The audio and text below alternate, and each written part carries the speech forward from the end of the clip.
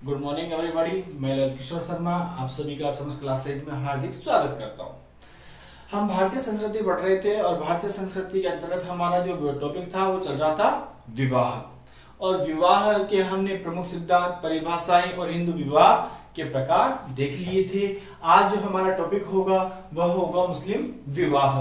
अब देखिए मुस्लिम विवाह क्या है और मुस्लिम विवाह के कौन कौन से सिद्धांत हैं। अब तो देखिए आप, जो मुस्लिम विवाह होता है उस मुस्लिम विवाह को कहा जाता है निकाह।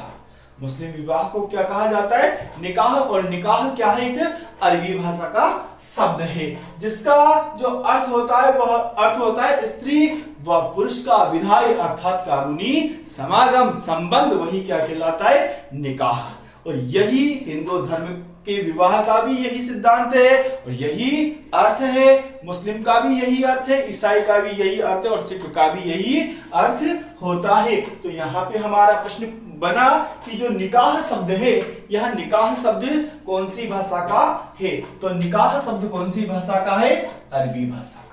निकाह शब्द कौन सी भाषा का है? अरबी भाषा का। और निकाह शब्द का अर्थ क्या होता है? स्त्री व पुरुष का विधायी अर्थात कानूनी संबंध ही क्या कहलाएगा? निकाह कहलाएगा। आगे देखिए, निकाह जो मुस्लिम निकाह होता है इनमें शरीयत के कानून चलते हैं। कौन से कानून चलते हैं? शरीयत के कानून चलते हैं। तो देखिए, शरीयत के कानून के अनुसार या शरीयत के अनुसार जो मुस्लिम विवाह का उद्देश्य है यह संतान को विद्यता प्रदान करना है। संतान को विद्यता प्रदान करना है, संतान के जन्म को विद्यता प्रदान करना ही क्या है? निकाह का मुख्य उद्देश्य है, अर्थात संतान को अपना नाम देना। आगे देखिए, जो ये मुस्लिम विवाह है इस मुस्लिम विवाह के लिए भी शर्तें रखी गई है। यदि यह शर्तें हो तभी मुस्लिम विवाह भी मान्य होगा। अगर इन शर्तों का पालन नहीं किया गया तो मुस्लिम विवाह को मान्यता नहीं दी जाएगी। तो देखिए वो शर्तें कौन कौन सी है। पहली शर्त तो है कि आयु 15 वर्ष से अधिक हो। जो शरीयत का कानून है उस शरीयत के कानून के अनुसार मुस्लिम विवाह में पुरुष या कन्या यानी लड़का या लड़की उनकी आयु कम से कम 15 वर्ष होनी चाहिए। दूसरी बात है कि जो दोनों पक्ष हो, वर पक्ष और वधु पक्ष, यानी वर पक्ष और वधु पक्ष दोनों की आपसी सहमति हो, यानी दोनों पक्ष सहमत हो तभी निकाह को मान्यता प्रदान की जाएगी। यदि दोनों पक्ष सहमत नहीं है तो निकाह को मान्यता नहीं दी जाएगी। तो तीसरा आया यह है कि जो धार्मिक गुरु होते हैं, मुस्लिम जो धार्मिक गुरु हो उनकी उपस्थिति में ही निकाह संपूर्ण हुआ हो, निकाह पूरा हुआ हो। तो निकाह काजी, उलेमा, मौलवी की उपस्थिति में हुआ हो। जो चौथा है यह होता है मेहर। देखिए जो निकाह होता है इस निकाह में मेहर अदा की जाती है। अब मेहर क्या होती है कि वर पक्ष के द्वारा वधु के सम्मान में वधु पक्ष को जो धन के रूप में या किसी वस्तु के रूप में जो उपहार दिया जाता है, जो राशि दी जाती है उसे ही कहा जाता है मेहर। अब देखिए जो ये मेहर होती है यह विवाह के पहले भी दे सकते हैं और जो कन्या होती है इस मेहर को वो बाद में भी ले सकती है। तो देखिए मेहर वह धन या वस्तु या समझौता जो वर पक्ष यानी पति पत्नी के सम्मान में वधु पक्ष को देता ही क्या कहलाता है? मेहर। आगे देखिए जो निकाह है यह निकाह जो अधिनियम है वह शरीयत के अनुसार 1937 को लागू हुआ। तो निकाह मुस्लिम निकाह के संबंध में शरीयत अधिनियम कौन सा लागू है? 1937। यदि आपके एग्जाम में क्वेश्चन मिल जाए कि मुस्लिम निकाह के संबंध में कौन सा अधिनियम लागू है तो कौन सा अधिनियम लागू है? अधिनियम 1937 लागू है। आगे कहा गया कि इसे अब ये जो अधिनियम था इसमें भी संशोधन हुआ। तो देखिए इसे विवाह विच्छेद अधिनियम 1939 यानी विवाह विच्छेद अधिनियम कब लागू हुआ? 1939 में। तो इसके द्वारा जो ये 1937 का जो नियम था इसे संशोधित किया गया, और संशोधित करने के बाद में और जो तलाक लेते थे उस तलाक के 6 आधार निर्धारित किए गए। मतलब जो 6 आधार थे उनके आधार पर ही जो स्त्री होती थी उसको तलाक दिया जाएगा। तो कौन सा संशोधन किया गया? संशोधन अधिनियम 1939, जिसे कहा गया विवाह विच्छेद अधिनियम। कब लागू हुआ था? 1939 में। आगे देखिए, अब जो मुस्लिम निकाह होते हैं उनमें होता है एक मुता। तो देखिए मुता क्या होता है।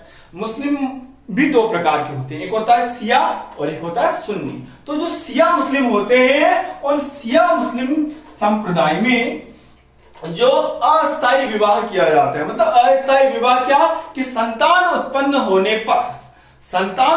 होने पर जो पत्नी होती है उसे तलाक दे दिया जाता है। मतलब विवाह केवल संतान उत्पत्ति के लिए ही किया जाता है, तो उसे कहते हैं हम मुताह। और ये किसमें लागू होता है? केवल शिया मुस्लिम परिवारों में। आगे देखिए, एक होता है पासिद। अब ये पासिद क्या होता है? तो इस्लाम के अनुसार इसकी व्याख्या की गई है कि यदि इस्लाम में 4 शादियां आदमी कर सकता था पहले, तो 4 शादियां करने के बाद यदि आदमी 5वीं शादी करना चाहे तो वो गैर मुस्लिम जो लड़की हो, गैर मुस्लिम मतलब मूर्ति पूजक। तो देखिए कहा गया है कि इस्लामिक व्याख्या के द्वारा किसी मुस्लिम द्वारा किसी गैर इस्लामिक मूर्ति पूजक स्त्री से बिना गवाह की उपस्थिति में, बिना उसकी इच्छा की, यानी उसकी इच्छा भी जाननी जरूरी नहीं है, उसके लिए कोई भी गवाह की आवश्यकता नहीं है, निकाह किया जा सकता है। इसे ही क्या कहते हैं? हम पासिद कहते हैं। इसे ही हम क्या कहते हैं? पासिद कहते हैं। यहाँ पे हमारे जो मुस्लिम विवाह था यह मुस्लिम विवाह पूर्ण हुआ। अब आगे आएगा हमारा सिख विवाह। तो देखिए जो सिख विवाह है, इस सिख विवाह में विवाह को आनंद विवाह कहा जाता है। सिखों में विवाह को क्या कहा जाता है? आनंद विवाह। तो अगला आया सिख विवाह। तो देखिए जो सिख विवाह था, इस सिख विवाह में विवाह को क्या कहा गया? आनंद विवाह, आनंद विवाह। तो देखिए जो सिख विवाह अधिनियम लागू हुआ, तो सिख विवाह जो अधिनियम था यह अधिनियम लागू हुआ था 1909 में। कब लागू हुआ सिख विवाह अधिनियम? 1909 में लागू हुआ। अब ये जब 1909 में लागू हुआ तो बाद में इसमें भी संशोधन किया गया, और इसमें संशोधन हुआ सन 2012 में। संशोधन कब हुआ?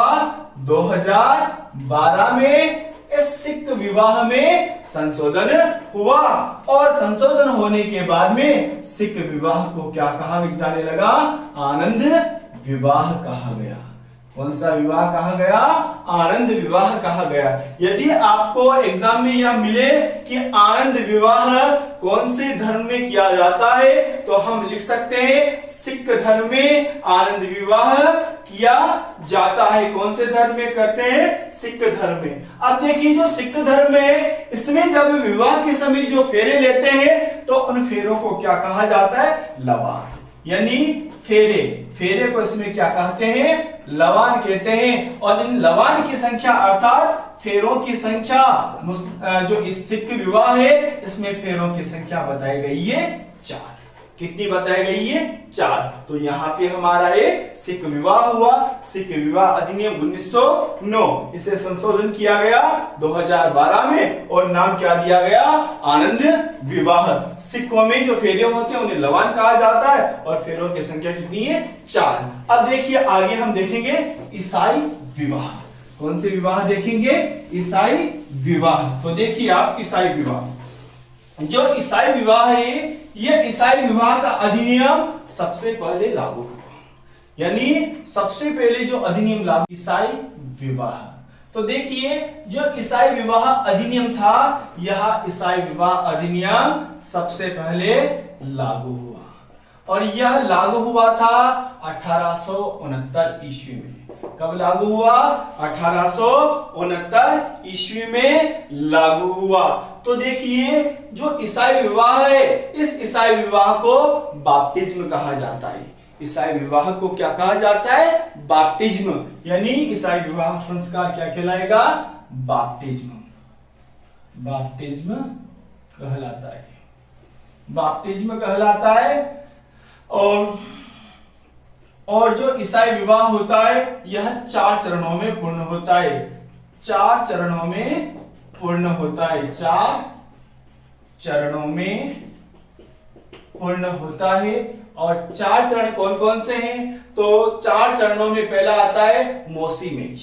पहले चरण को क्या कहते हैं? मोसी मेज होता है पहला। पहला कौन सा होगा? मोसी मेज। और जो दूसरा होगा यह होगा कॉल ऑफ मैरिज। दूसरा क्या होता है? Call of marriage. Call of marriage दूसरा होगा कॉल ऑफ मैरिज। जो तीसरा प्रकार है, जो तीसरी रस्म है, यह कहलाती है हैमिनी।